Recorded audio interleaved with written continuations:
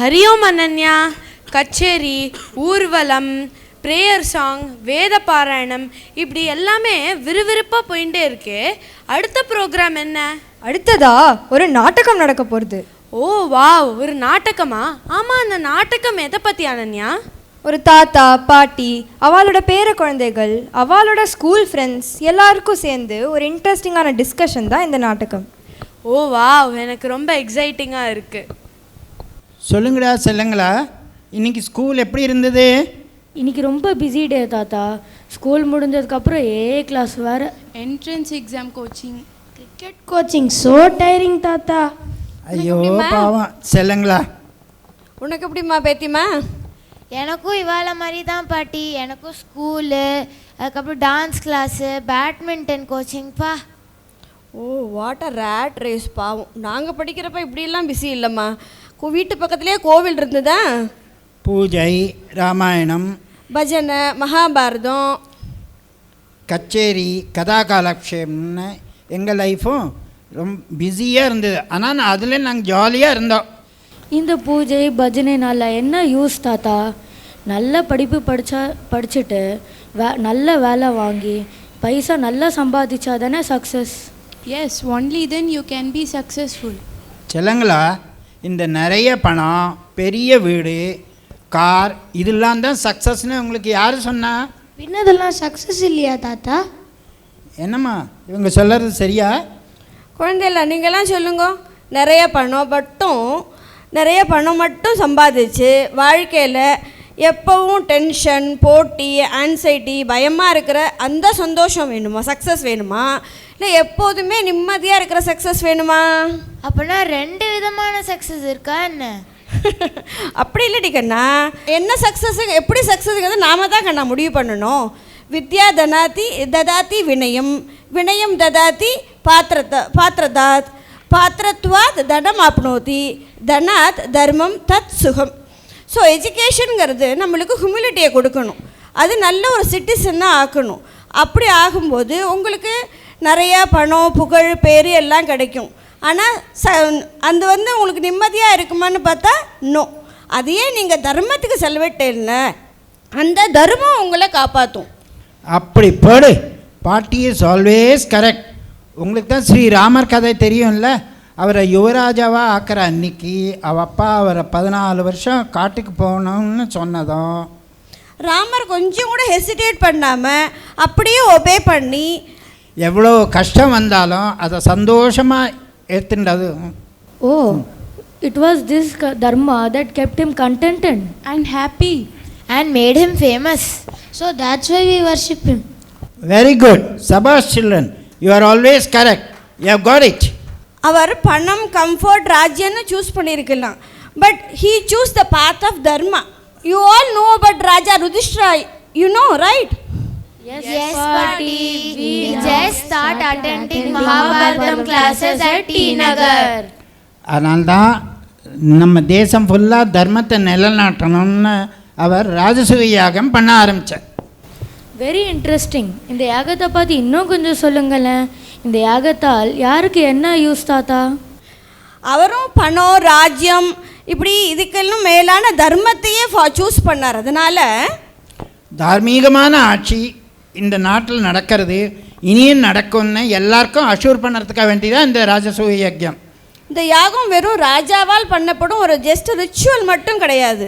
ஒரு ராஜா என்பவர் எப்படி பணிவா சேவ மனப்பான்மையோடு இருந்து அறிவுக்கும் ஞானத்துக்கும் மதிப்பு கொடுக்கணும்னு சொல்கிறதுக்காகவே இந்த ராஜசூய யஜ்யம். இந்த யாகத்திலேயே நீங்கள் நிறைய வேல்யூஸ் ரெஃப்ளெக்ட் ஆகிறத பார்க்கலாம். ஒரு ராஜா அவருடைய தர்மத்தையும் பிரஜா அவருடைய தர்மத்தையும் ஃபாலோ பண்ணும்போது இந்த ராஷ்டிரம் ரொம்ப சுபிக்ஷமாக இருக்கும். ராஷ்டிரம் தாரயதாம் துருவம்.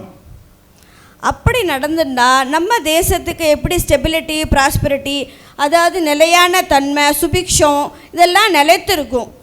Brilliant, you are also correct. உலகத்தின் பல பாகங்களில் அமைதி இல்லாமல் சண்டை நடக்கும்போது நம்ம பாரதம் எவ்வளவு சுபிட்சமாக இருக்குது, பீஸ்ஃபுல்லாக இருக்குது பார்த்தியா? நிச்சயமாக ஒரு கிராம 15,000 ரூபா கொடுத்து வாங்க வேண்டாம்.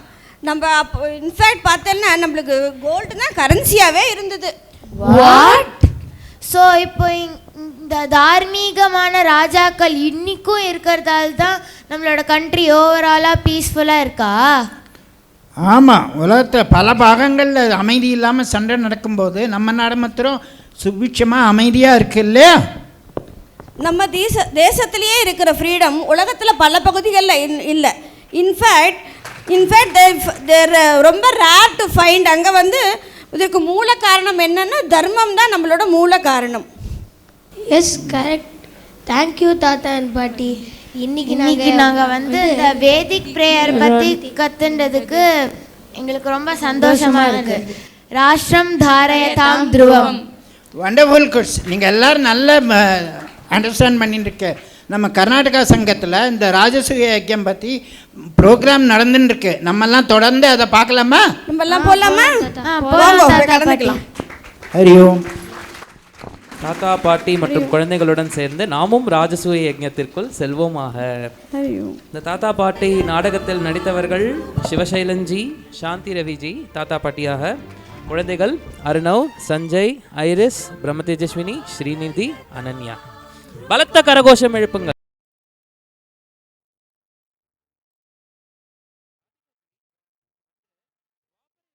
மகாபாரத யுத்தத்திற்கு முன் எதன் தூண்டுதலின் பேரில் ராஜசூய யஜ்ஞம் நடைபெற்றது? சொல்கிறேன் பாலா. தந்தை பாண்டுவின் ஆசையை நாரதர் வந்து சொன்னதுடன் ராஜசூய யாகம் நடைபெற முக்கியமான தூண்டுதலாக அமைந்தது யுதிஷ்டருக்கு. நாரதர் சொன்ன செய்தியை தொடர்ந்து யுதிஷ்டர் கிருஷ்ணரின் ஆலோசனையை கேட்டார். கிருஷ்ணர் அதனை வழிமொழிந்ததுடன் அந்த யாகத்தை நடத்துவதற்கு முன் தடையாக இருக்கும் ஜராசந்தனை வீழ்த்த வேண்டும் என்று ஆலோசனையும் வழங்கினார். அதனால் அதர்மம் அழிக்கப்பட்டு 86 மன்னர்கள் விடுவிக்கப்பட்டனர்.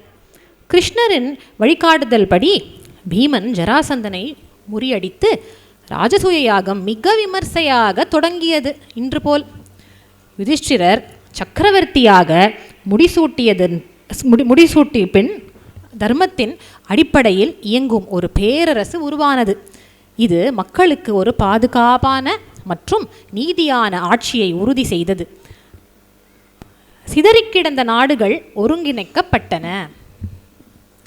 சரியாக கூறினீர்கள் ராதிகாஜி. யுதிஷ்டிரர் ஓர்கொடையின் கீழ் தர்மமான ஆட்சி அமைய ராஜசூய யஜ்ஞம் மேற்கொண்டார். இன்று நம் பாரத தேசம் ஓர்கொடையின் கீழ் நல்லாட்சியில் இயங்கிக் கொண்டிருக்கிறது. நம் தேசத்தில் தமிழ்நாடு நன்னாட்சி பெற இறை அனுக்கிரகம் வேண்டும். அந்த அனுக்கிரகத்தை வேண்டியே இன்று நடைபெறும் ராஜசூய யஜ்ஞம் அமைந்துள்ளது. இந்த பாரத வளர்ச்சிக்காக தேசப்பற்றோடு நாம் ஒவ்வொருவரும் மேற்கொள்ளும் அதி உன்னோன்னதமான கர்மமாகும் இந்த ராஜசூய யஜ்ஞம். அதை யார் நடத்துவார்? இன்று வேற யாரும் இல்லைப்பா, நம்ம கூடயே இருக்கக்கூடிய முக்கியமான 2 நபர்கள். எவர் ஒருவர் இல்லை என்றால் இன்று தியாகராய நகரில் மகாபாரதம் நாம் கேட்க முடியாதோ. ஸோ இன்று கலியுகத்தில் சமகாலத்தில் வைஷம்பாயனராக இருந்து நமக்கு மகாபாரதம் அருதும் ஆச்சாரியா ஸ்ரீ சூரியபிரியா ரங்காஜியும் இந்த வகுப்புகள் நடைபெற்று வருவதன் சிறப்பாக ராஜசூய யஜ்ஞம் நடைபெறட்டும் என்று சிந்தனை வகுத்த இப்போது நமக்கு வழிகாட்டியாக உள்ள ஆச்சாரியா ஸ்ரீ ரங்காஜியும் அவர் நாரதராக இருந்து இன்று நமக்கு ராஜசூய யஜ்ஞத்தை சம்மாதம் மூலம் நடத்தி காட்ட போகிறார்கள். பலத்த கரகோஷத்துடன் நம் வைஷம்பாயனரையும் நம் நாரதத்தையும் சம்பாதத்திற்கு அழைப்போமாக.